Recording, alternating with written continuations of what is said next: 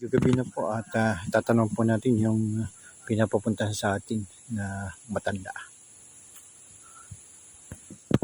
Tao po! Gandang hapon po. Saan po ang bahay noong matanda daw na mayroong kasama bata? Aba, hindi ko matanda. Yung baka po yung anak kong, yung manugang ko, lumpo, na may kasama. Madugang ko po na lumpo na. Yung manugang ko po na hindi makalakad na may kasama bata. Yung, din po siya, sa likodan. Sa likadan po. Sige po. Pamila, ano naman namin, yung anak ko inarito sa akin, apo ko po yun ay. Ano yun? Sabi ko kayo.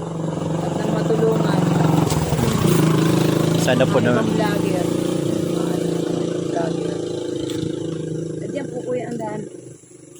May bahay na po makikita po sa dito. Ano?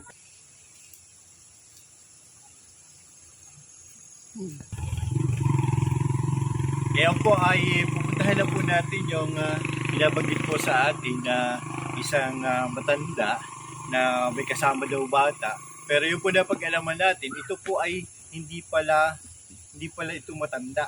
Ito po ay bata pa at nasa 23 years old daw ayon doon sa kanyang DNA.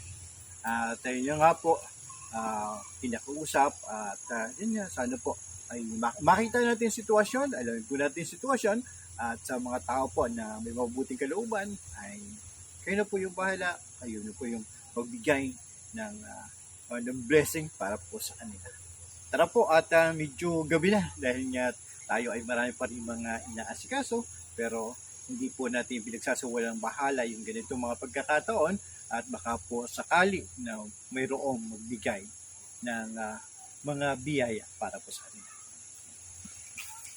Ito kami.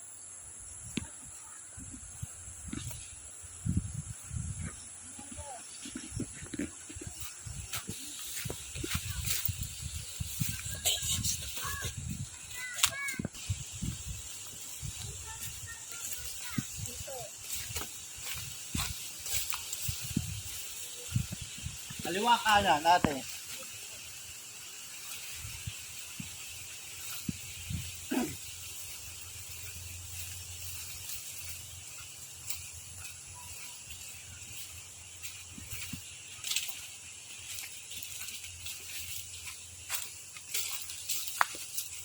Ito po.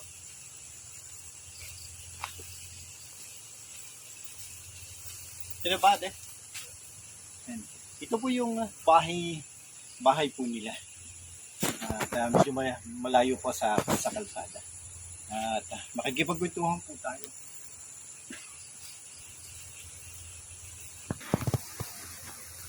Tao po.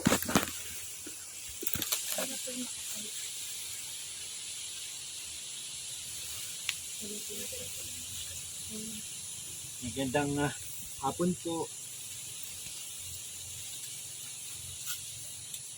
Kamusta? Anong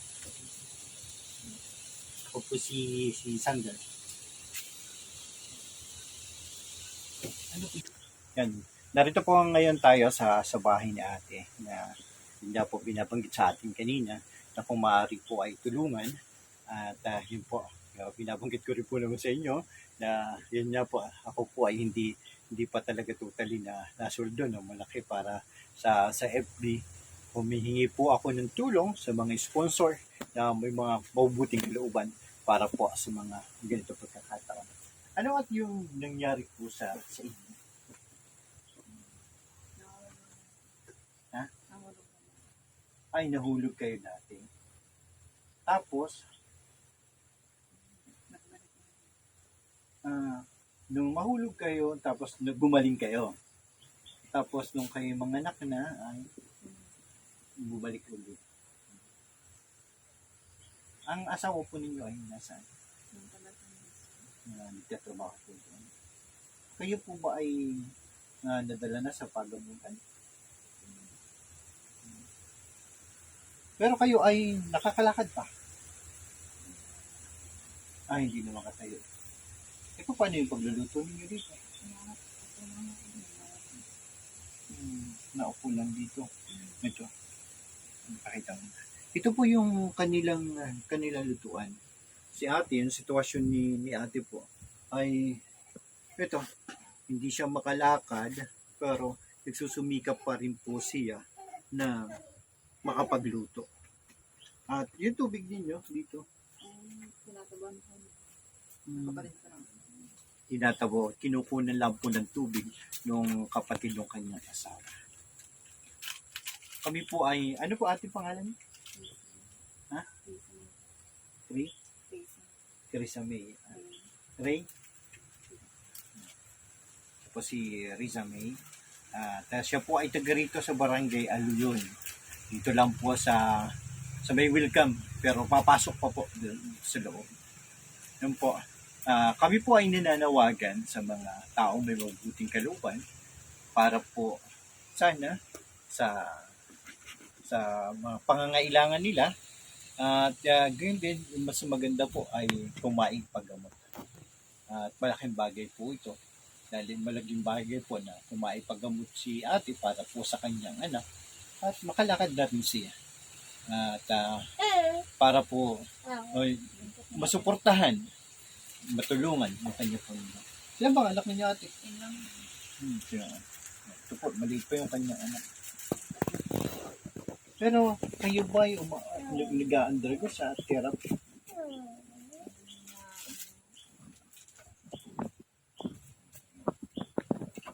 No, wala na rin.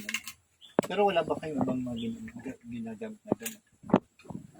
Sa susunod po, meron akong ipapadala. Pero tiyaga ka na lang, ikaw na lang din ang mag-massage. Sa susunod, meron akong bibigay sa inyo. Baka sakali.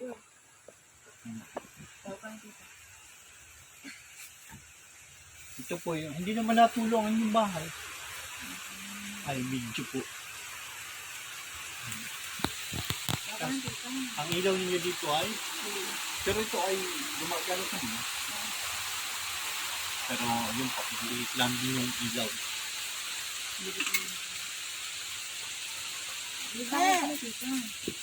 Kami po ay muli na humihingi ng tulong sa mga tao may mabuting kalooban. Pero ikaw ate ay nakakagamit pa nito. Pero hirap na hirap na.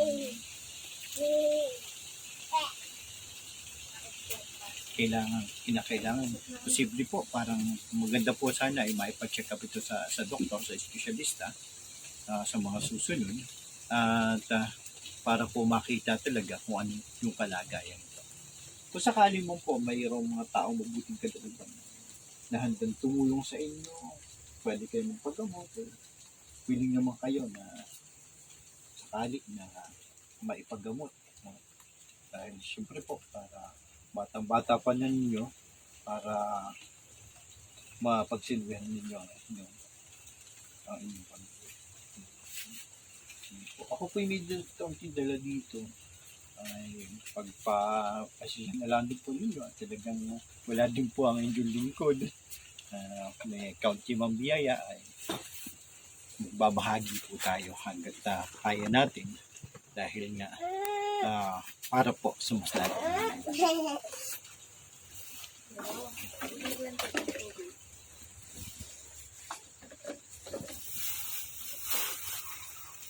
Kakaunti po ang aming dalawang dito. Tapos ako po ay mayroong mama ka. Ayun. May mama ka. Sige po ate. At sana ay mayroong mga mabubuting kalooban na pagbigay para sa inyo. Tapos kung sakali mo po ay yun. Bibigyan mo. Lalagay ko yung Gcash ko. At kung may magbibigay, ipapakita ko din naman sa inyo kung magkano yung binigay para po sa inyo. Para po magamit din naman. Muli po maraming salamat at salamat po sa patuloy sa pag-subscribe, sa pag-follow sa aking Facebook account at kayo din po sa aking YouTube channel, Sander Bautista the Explorer. Kami po ay taos-puso na humihingi, lumalapit sa inyo para po kay Ate Teresa May para sa kanyang kagalingan at mga pangangailangan, pinansyal at mga material. Maraming po salamat. Yan, magandang hapon po. Magandang hapon na sa lahat. Tayo, yung kanina po, tayo nang galing doon sa kay Risa May Morpe. Nung po siya dalaga pa. At ngayon po, narito po tayo sa kanyang biyanan na nag-aalaga po sa kanya kahit po malayo talagang susunod niya. Ano po ang yung mga, ano po muna pangalan ninyo? Jennifer po. Ate Jennifer. Kayo ay yung biyanan. Ano po yung mga pangyayari tungkol kay Risa? Ayun po ay ang istorya na yan ay siya na po nung high school ay dinalaglag nga rin sa may Montermil na tulay. Yung kaya nadala po yung sa sinter, nagkasugat po yung pinagamot ng nanay niya. Nabinta daw po ang kanilang kalabaw at tinahigan na pinagamot ng ina. Yung kapo ay noong hindi talaga siya nakawala na ng pira. Ay binaan siya ng ina niya sa bahay nila. Nagkaroon po siya ng dalawang kondito labtok. Pero gumaling pa rin. Gumaling po siya at inalagaan po siya ni Pastora Jima. May kumuha po sa kanya sa bahay nila doon sa Kanit Kabugaw na pastora. Inalagaan po siya sa church. Tapos po nung gumaling na siya, ay bumalik naman po siya, nagpasok po ulit. Nag-aral. Nag-aaral po ulit siya, nag-aaral po ulit ng magulang. Tapos po noong nakilala yung anak ko. Yung asawa niya Nakilala na po yun. Tapos po lagi pong hinahanap ng nanay niya sa amin ay wala naman. Naglalayas, hindi daw po nauwi. Yun. Tapos ngayon may anak na po na ilang taon na po yung anak niya? Ang anak ko niya apat niya ang March. Pero ilang taon na po siya na ganun sa inyo? Ay kung po yun nalumpo po siya ng pagkaanak, 6 na buwan po yung aking apo, hindi po siya nakalakad. Pinahilot ko po siya. Nakalakad na po siya uli. Tapos hindi na naman po nakalakad. Ilang beses po siya nakakalakad. Kaya may malaki pa yung posibilidad dahil hindi talaga yung kanyang makikita natin yung kanyang paa. Hindi lumili. Kaya may posibilidad. Kinukuryente po ni doktor ay pinapacheck up ko diyan. Tapos nung mag-ano po si Lintan, pinacheck up ko din po sa elementary. Nag-ano siya ng check upan diyan. Tapos po ay noong siya po ngayon ay mag-1 taon nang hindi na uli nakakalakad. 1 taon na po uli. Hindi kayo po yung dakilang biyanan na... Ay upo, ako naman po ay noong ay 2 beses na din po ako na memorial. Nakumpain po ako. Tuwing po ako makukumpay, nalulumpo. 2 beses ako, 2 beses siyang nalulumpo. Ngayon po, pagdarating ko naman po, hindi ko masyari siya maalagaan at ako payat din. At ako galing sa memorial, 1 buwan ako doon. Ngayon po naman ang nagiging tulong namin, di wala nga po yung anak ko. Pag walang padala, dadala pa akong bigas, ulam, mga apo ko po yung maghapong na dito. May bigas ang mama mo.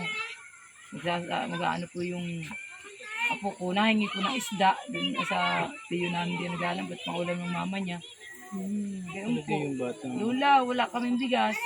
Wala kaming ulam. O, dala mo sa mama mo. Gayon po. Ano po yung panawagan ninyo doon sa ating mga makakapanood nito na may mabuting Ay, ang ano ko po, gusto ko po siya makalakad at yung apo ko papasok na. Ako naman po ay may rheumatic heart, ay bawal po mapagod, atid sundo po sa school. Ayun po. Ay gusto ko po siya makalakad at nang magabayan po yung anak niya sa pagpasok. At nang hindi po yung sinado na sa loob ng bahay. Ang pinapangamba ko pa ay yung siya puntahan ng lasing, mga kasama. Kasi doon sa sitwasyon din po nung kanilang tahanan. Diba po malayo sa kapitbahay, tapos nga po ay tabing dagat pa. Yung po hindi po siya matanda, siya po ay bata pa. Bata pa po. At yun din po ang... Kaya nga po ako nag-ano nung aking apo. Ang nag-ano sa kanila. Sige po, kami po ay muli humihingi ng tulong, malapit sa inyo para po sa pagpapagamot at mga kailangan ni Risa May.